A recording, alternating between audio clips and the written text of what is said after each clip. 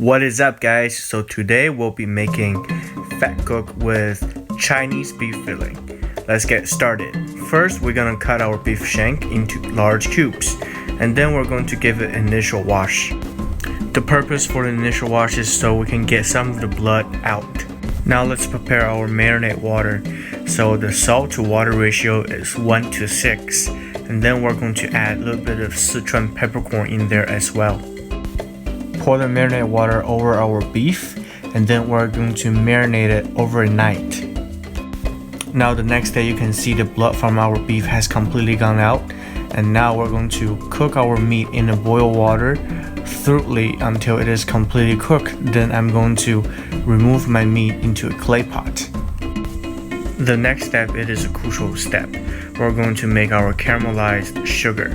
Hot pan cold oil, and then we're going to add our white sugar, and then cook on medium heat until the sugar completely melts and turn the color into kind of a brownish color. But make sure you don't want to burn your sugar, because once it starts melting, it's gonna get burned quick.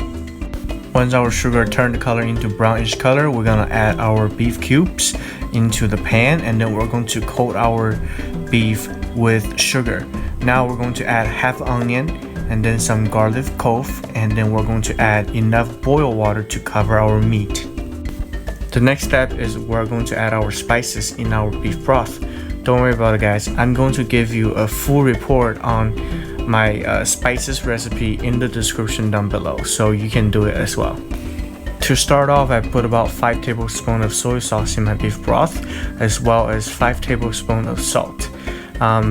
But since we're using our meat as a filling for our Vetkoek, you want it to be extra salty, just a little bit extra salty, because you want to have flavor, right? So that's why after I taste my beef broth, I also give it a little bit extra of a dark vinegar to help with the color and the flavor.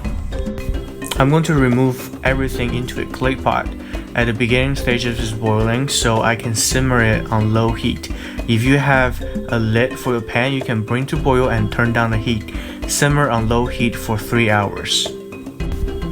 Now the filling we're using today has been around since the Qing dynasty, which is approximately from 221 BC to 207 BC, which is also the dynasty that started building the Great Wall of China.